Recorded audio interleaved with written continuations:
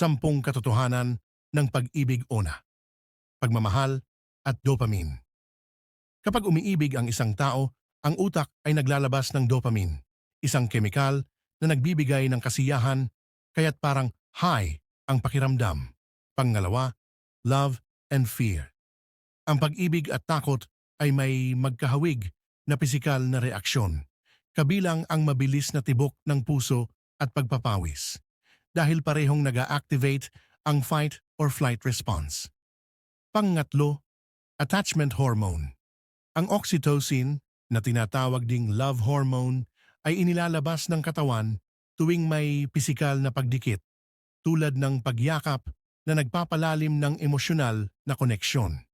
Pang-apat, pag-ibig at pagkabalisa. Ang pagkakaroon ng crush o pagiging in love ay maaaring magdulot ng stress at pagkabalisa dahil sa kawalan ng katiyakan kung nararamdaman din ng kabilang tao ang pareho. Panglima, paghawak ng kamay.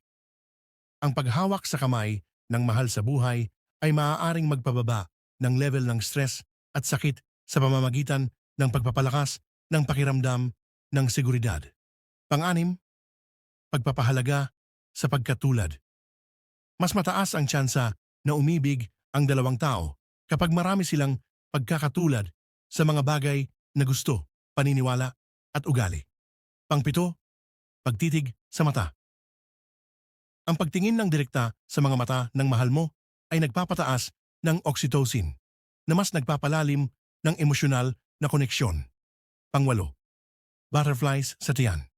Ang pakiramdam ng butterflies sa tiyan kapag kasama ang mahal ay dulot ng adrenaline na lumalabas kapag nararamdaman ang kasabikan o tensyon.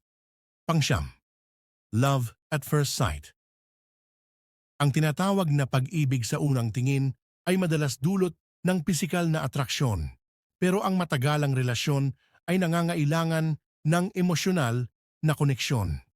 Pang-sampo, pagpapahalaga sa maliliit na bagay.